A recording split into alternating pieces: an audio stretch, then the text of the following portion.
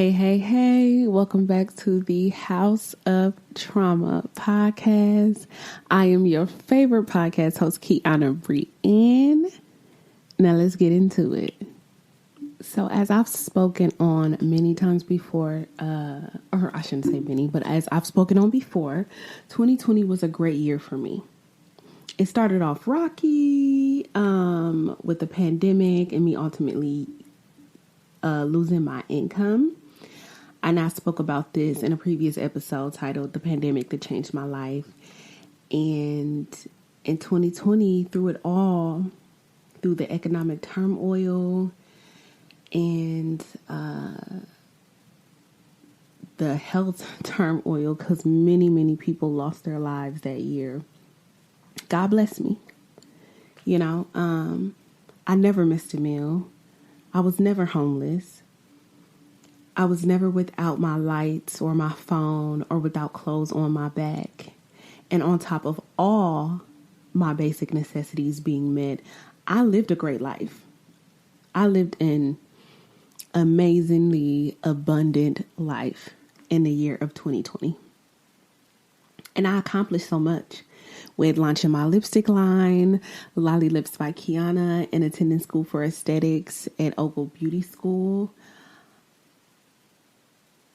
I mean, at one point, my bank account was just absolutely overflowing with blessings from God, and I was truly living my best life. Y'all know that song by Cardi B and Chance the Rapper? I'm living my best life.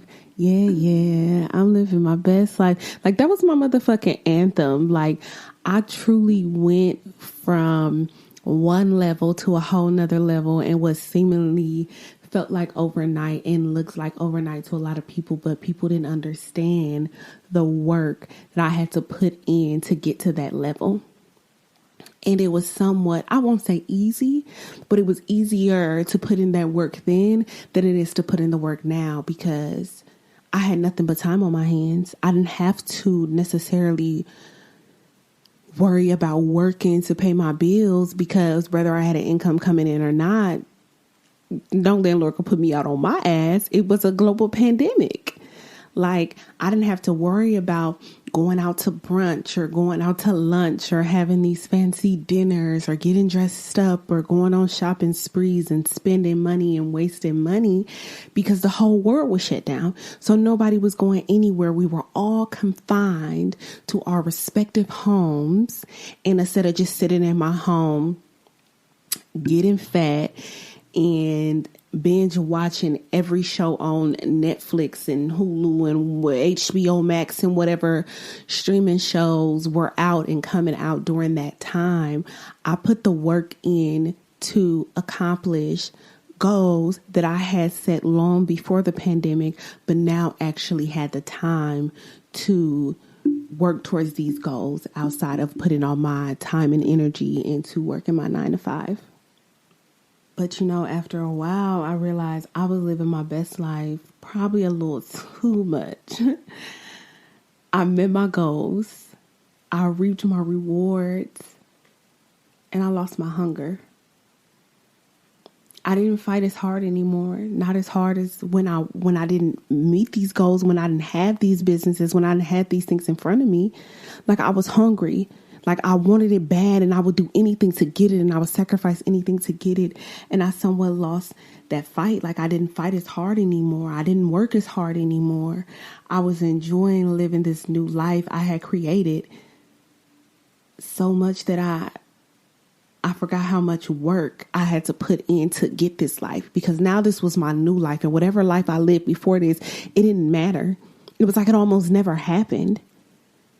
And I kind of took for granted the blessings that were right in front of me, because it was almost like I just expected this now. Like, this was just my life. Like, I expect the clients to come. Like, I expected the sales to come. Like, I expected this money in my bank account. Like, I expected these people in my life. I expected to go out to brunch every Saturday and Sunday. Like, I expected to go out to dinner every Wednesday, Thursday, Friday. Like, I expected to eat out almost every day of the week. And I'm not even an eat out type of person. That's what was the crazy thing about it.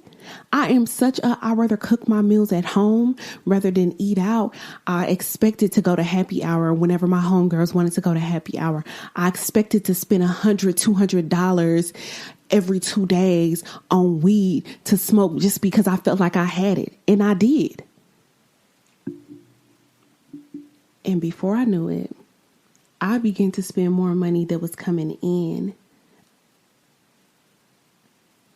I was out every night, going to dinner, going to bars, going to clubs, shopping, spending money on alcohol, spending money to weed, no end. And I'm just spending, but not putting enough effort to make sure this money is being replenished. And it took me a while to realize that I was putting more money out than money that was coming in. Because again, I just expected it to happen. I just expected it to be there. I was like, this is just my life now and I can just do whatever I want. And I totally forgot that at one point I had to work hard for this. I had to put in restless nights and countless hours to achieve these goals. I forgot that at one point I was scared. I was scared that I didn't know what was going to happen. I didn't know if this investment was going to pay off. I didn't know if my lights was going to be on tomorrow. I didn't know if I was wasting my money, and I didn't know how long this pandemic was going to last. And I just didn't know. And when I didn't know, I was in fight mode. I was in hunger mode. I was in grind mode. And after all the hunger and the fighting and the grinding, and once I got what I wanted and I got a taste of it, I was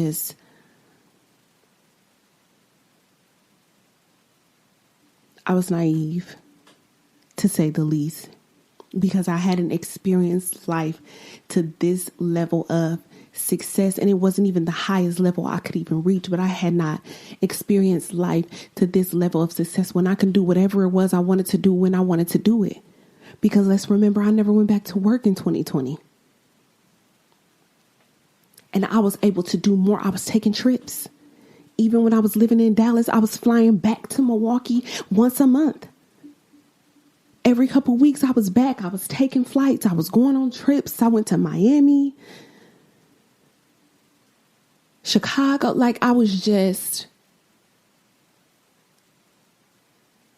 got a taste of the life I always wanted to live. And I got excited, much like people do, you know. We get excited when we get a taste of what it is that we always wanted. And I'm sure y'all heard the term self-sabotage. Yeah, I was self-sabotaging myself and I didn't even realize it for the longest time. So self-sabotage, if you don't know, is when people do or don't do things that block their success or prevent them from accomplishing their goals. And I want to tell y'all a little story of my self-sabotage at its peak. So the end of 2020 was when I really started to go crazy. Like I was living my best life and I deserved it, you know. I won't take away from the fact that I deserved it. I worked hard in the beginning and middle part of the year to be able to live this life essentially, right? But the end of 2020 going into the beginning of 2021. So after I became a licensed esthetician, in I think February 5th, 2021 was my last day of class. It was when I completed my hours and I was done and I was able to take my state boards. After I became a licensed esthetician, my spa sisters and I came to the realization that with being solo estheticians, side note, a solo esthetician is essentially, I work solo. I work on my own. I book my own clients. I take my own money. I work out of my own space versus going to work at a spa under somebody else where they're getting most of the money or whatever. So solo esthetician is essentially like an esthetician, an independent esthetician who has their own suite, books their own clients and things like that. I'm sure in today's society, you probably see more solo estheticians than anything else. So we came to the realization that being solo estheticians, clientele wouldn't come as easily and as frequently as we had liked or had expected. right? We had no idea what we were walking into. Or I can speak for myself. I had no idea what I was walking into. There was a period in 2021 where I had consistent clientele. Every day I had multiple facial clients. I had facial models. I was able to not only do these services and get this money, I was able to record content to showcase my skills in order to book more clientele. I was posting on social media, handing out business card. I was seeking advice from other successful estheticians on Clubhouse. I know y'all remember Clubhouse. I don't even know if people still use that. I think people might still use that. But y'all remember Clubhouse. It was a thing. It was like a secret society for a while before they let the Android users in. Anyways, moving on. I was seeking advice from successful estheticians on Clubhouse. I was creating consistent content on TikTok and on Instagram. And my accounts were growing rapidly. And my clientele was consistent. Everything was going good. It looked good. Then something changed. I guess, for lack of a better word, I got careless with my business. I felt like things were going good and I just expected them to always be good. So I didn't put in the effort, like the same amount of effort that I did before. And it showed within my business, and even worse, it showed within my income. It was like a ripple effect. Lack of effort resulted in reduction in clients, which resulted in reduced income. And I had nobody to blame but myself. Yet, I distinctly remember playing the motherfucking blame game. It was just like, I'm such a bomb-ass esthetician. I have amazing reviews, not only from clients, but from my former classmates and spa sisters and family and friends. And it wasn't just people trying to, geek my head up. Like, I always tell people, I went to school for aesthetics so I can learn how to do lashes. That's it. That's all. I wanted to do lash extensions because I was a motherfucking lash queen on top of being the self-proclaimed queen of lipstick. It was like lipstick and lashes. Like that's what I lived for. And so I'm like, I can make money doing lashes and I need to be an esthetician in order to legally be able to do lashes. So that's what I'm here for. But I can learn a couple, skincare tips in the mix. And I realized that I was going to walk in here and be just naturally gifted at doing facials. So yeah, I was a bomb ass esthetician and I was a facial queen. Like, my hands are truly gifted when it comes to performing facials. So I had a hard time understanding why I wasn't getting the clientele I felt I deserved. Right? I couldn't understand why I was no longer booked and busy. Because fresh out of graduation, fresh off the presses with my aesthetics license, I had clients consistently. Multiple clients a day, several days a week. The only days I would not accept clients was on Sundays. But every other day of the week, I had at least one client. And I was booking them and the money was good and it was great and I was getting the content and I felt like I was on top of the world. But something changed. And again, I couldn't understand why I was no longer booked and busy because I was too busy playing the blame game. I'm wondering why other estheticians that I considered mediocre was getting clients. People that weren't even curing skin concerns, skin problems. But they getting these consistent clients. They using these cheap products. They're not doing procedures correctly. But not only are they getting consistent clients, they going viral on social media. And I just couldn't understand. And I'm just watching these strangers, these other estheticians around me, and they booked and busy. And it made no sense to me. But even outside of the word to aesthetics, remember, I make my lipstick and my lip gloss by hand. And I only sell quality products. And I would see the cheapest Alibaba bought cosmetics being sold like it's Fenty Beauty, like it's Pat McGraw. I could, like, these prices were absurd and they were selling out. And I'm just like, you gotta be kidding me. Every single last pair of my lashes are custom designed.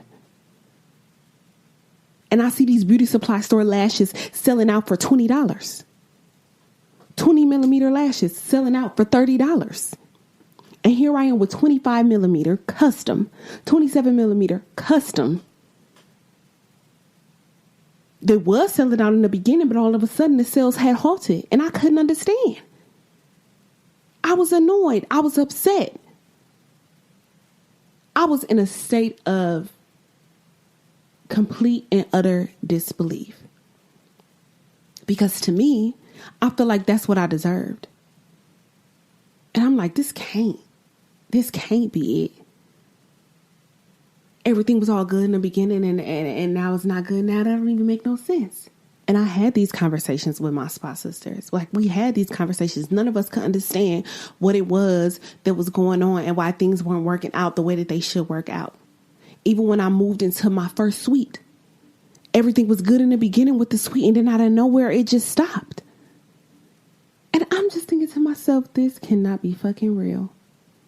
But it was real. I'm sitting here right now telling you that it was real. I mean, I got discouraged. I blame society. I blame social media. I blamed everybody except myself. Because I wasn't willing to acknowledge that I actually wasn't putting in the effort necessary in order to receive the rewards that I felt like I deserved. I was no longer putting in the effort necessary to receive the rewards I felt like I deserved. And the whole time God was waiting for me to prove that I really wanted all of these things that I was asking for. I wasn't posting on social media consistently no more. I wasn't actively out seeking clients and passing out business cards and making flyer and posting in Facebook groups and reaching out to other people and asking for models when I got new tools in. And I wasn't doing that no more. I wasn't putting in the effort because I got complacent. Once things got good and things got consistent, I just assumed that it would always be this way. And we all know what happens when you assume. It was very naive of me. And not just the clients, the sales as well. I wasn't posting consistently on Instagram no more. I wasn't consistently making TikToks of me making the lipstick or me wearing the lipstick and, posting on my story and posting on my social media feed. I wasn't doing that no more because I felt like I was on top of the world, like I had won. Because there was a lot of hype surrounding it and everything was good. And again, I must say, I took for granted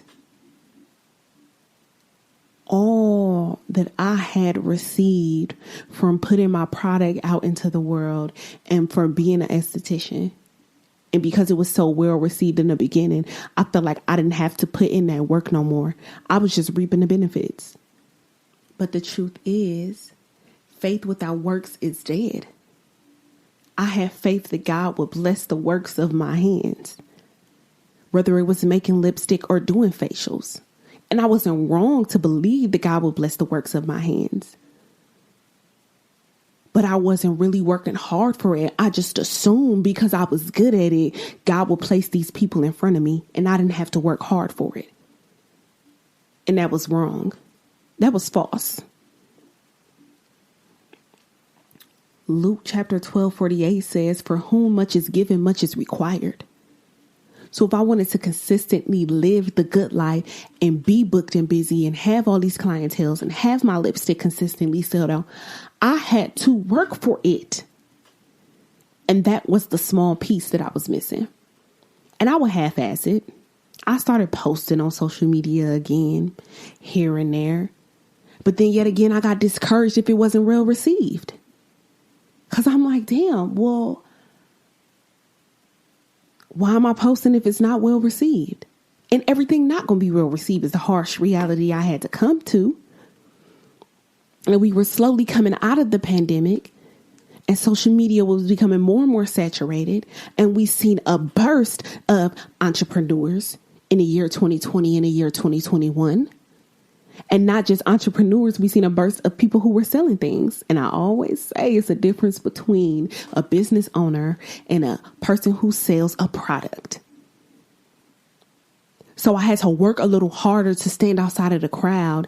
And I wasn't necessarily putting that extra work in because, again, it was so well received in the beginning. I just assumed that it always would be.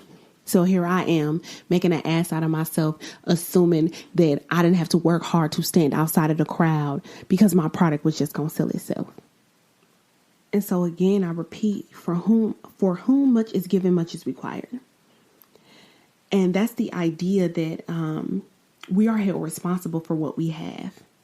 If we are blessed with talents, wealth, knowledge, and time, things like that, it is expected that we will use these gifts well to glorify God and benefit others, and not just take these blessings and run with them and live with them without giving back.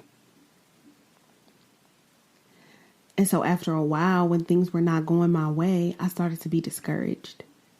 I was losing my motivation and my fire. I was losing it rapidly. I was greatly discouraged and was starting to feel like I was in over my head. I wondered if this was something I should even be doing. Should I just go back to retail? Did I fail?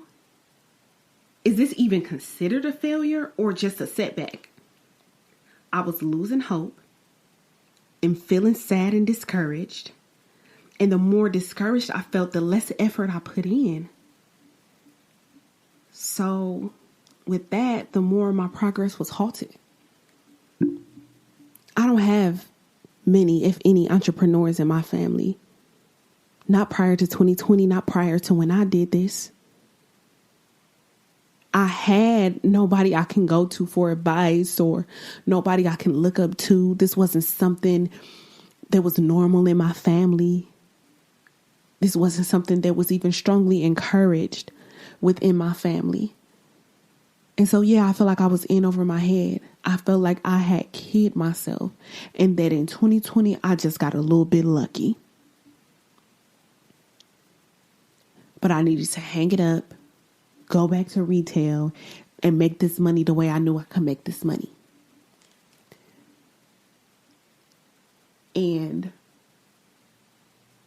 I remember in 2020, when I moved to Dallas, I was supposed to transfer to a store, a Forever 21 store here in Dallas. And everything was fine. They were even going to give me a raise because the cost of living was more. And I remember telling them, like putting in my resignation and just saying I was completely done with the company. When I left Forever 21, annually, I would have been making about $60,000 a year.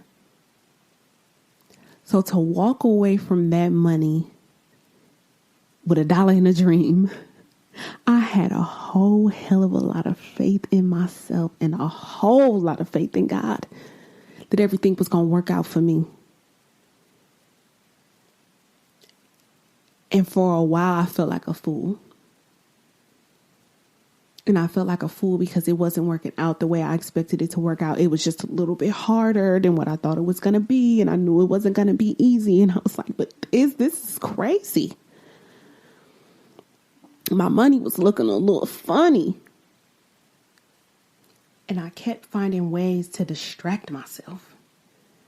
And it wasn't on purpose. But for whatever reason, I was more focused with kicking it quite frankly. Brunch and happy hour and smoking preoccupied my time. I felt like I was spending more time faking it than actually making it and consistently achieving it. So maybe I didn't want it as bad as I said I did, because I was unwilling to fight for it like I knew I could and how I had fought for it in the past. You see, I got big hopes and dreams. And even when I was a kid, I knew I would be a star. I knew I would stand out.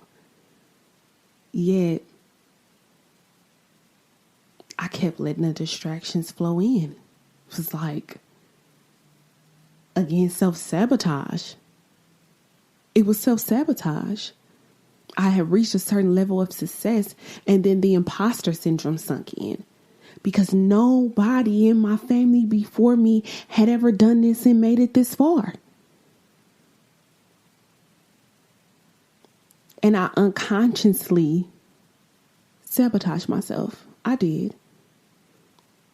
I spent more time trying to pretend like these problems didn't exist, like the sales weren't decreasing, like the clientele wasn't decreasing, like the bank account wasn't decreasing. I ignored it like it wasn't a problem that was actively happening instead of trying to figure out how I can actively fix it. And then the world was opening back up and it produced more distractions than ever before. And I was finding it hard because I had a new barrier. I had a new roadblock in front of me. Before this wasn't a factor. Nobody was going anywhere. Nobody was doing anything. So I didn't have the temptation to want to go out, to want to kick it, to want to get drinks, to want to spend all this money. My only temptation was to get to know God and to get to know this business. And now that I had all these other distractions and I was in a new city and I was meeting new people, I somewhat lost my drive. And because people were on the outside looking in and it looked like I was doing amazing, I continued to keep up that image instead of actively working towards to ensure I could do it. See, God gave me a taste of what life could be like. Just a small taste of the levels of success I could receive if I just put my mind to it and fully dedicated myself to both God and my purpose. And I took it for granted. In the beginning of the pandemic, in the beginning of 2021, I had so much motivation and discipline. And I worked day in and day out towards my goals. I prayed daily. I meditated daily. I grew my relationship with God and took tangible steps to get what I wanted and what I dreamed. And I was compensated for that. Because again, remember, I didn't go back to work in 2020.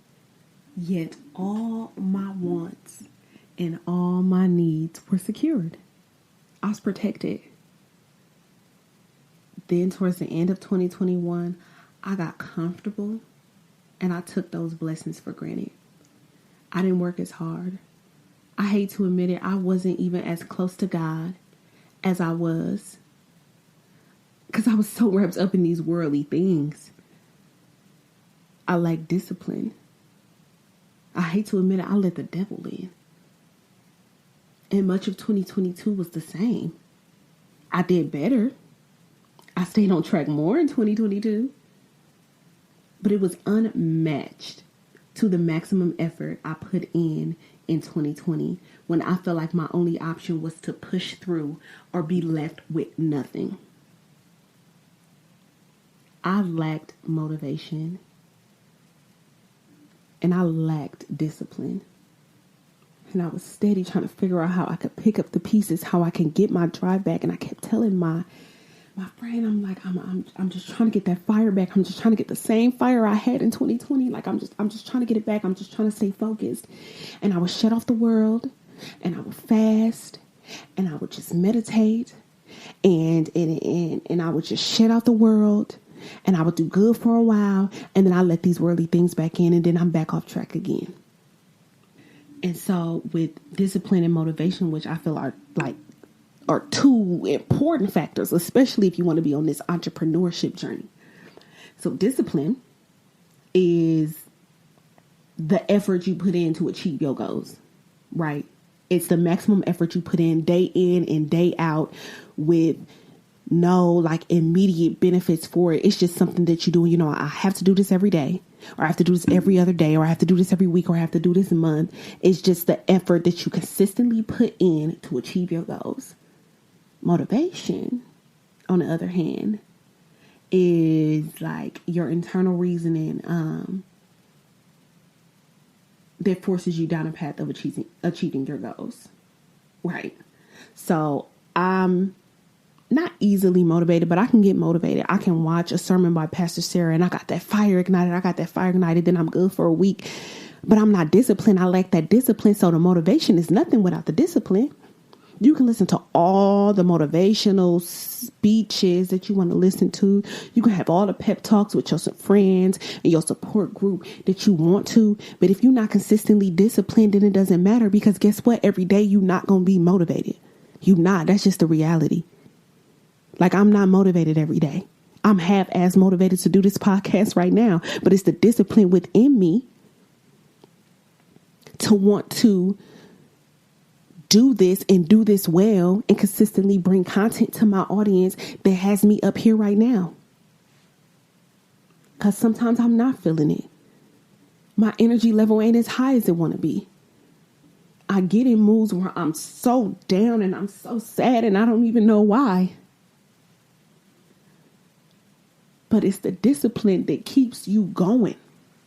And it's so important. Despite the fact that self-discipline and motivation are both important for success, it is absolutely wrong to think that motivation is prime. Motivation is what will give you the start. And then self-discipline alone will be responsible for keeping you going. You see, discipline is the bridge between your goals and your accomplishments. I forgot where I heard that quote, but it always stuck with me. Discipline is the bridge between your goals and your accomplishments. You have to be disciplined. That's the greatest battle I fight with myself every day. Being disciplined. And when I don't stick to my self-discipline, when I don't stick to my goals and my accomplishment, I feel like I let myself down. So I'm constantly asking myself, how bad do you want it? How bad do I want it? How bad do you want it? Are you willing to make daily sacrifices so that you can accomplish your goals and ultimately live the life that you want? How bad do you want it? Are you willing to once again shut out the world and give your goals your full and undivided attention? How bad do you want it? Are you willing to give up temporary gratification for long-term success? And we got to be honest with ourselves. Sometimes we don't want it as bad as we think we want it. Because one thing I know for sure is if you want something bad enough, if you want anything bad enough, you will do anything to get it. I remember starting and stopping my fitness journey on so many different occasions. But it wasn't until 2020 where I had a fucking enough. And I started it. And I consistently did it. And I'm consistently fighting my fitness goals to this day, 2 years later. So again, I have to ask, how bad do you want what it is that you say you want in this life? And I hate to say it, but you and I will continue to stay stagnant will continue to be in this never-ending cycle of just almost making it, just barely making it, until you and I decide what's more important, you or them, your long-term goals or your temporary benefits. In 2022, this year, I still became a flight attendant, which has been a dream of mine since I was 21 years old. And I accomplished something amazing with launching the House of Trauma podcast. But the reality is, if I don't buckle down and if I don't stay consistent with these things, I will see the same previous cycle reach the forefront of my reality. The name of the game is consistency. I must stay consistent through discipline, even on the toughest days, even when I'm not feeling up to it. I must make minor sacrifices now to reap major rewards in the future. If you take nothing else from this podcast, I encourage you to ask yourself, how bad do you want the things in this world that you say that you want? And what are you willing to sacrifice in order to get it and achieve those goals? My name is Kiana Brienne, and this is the House of Trauma podcast. I'll see you next week.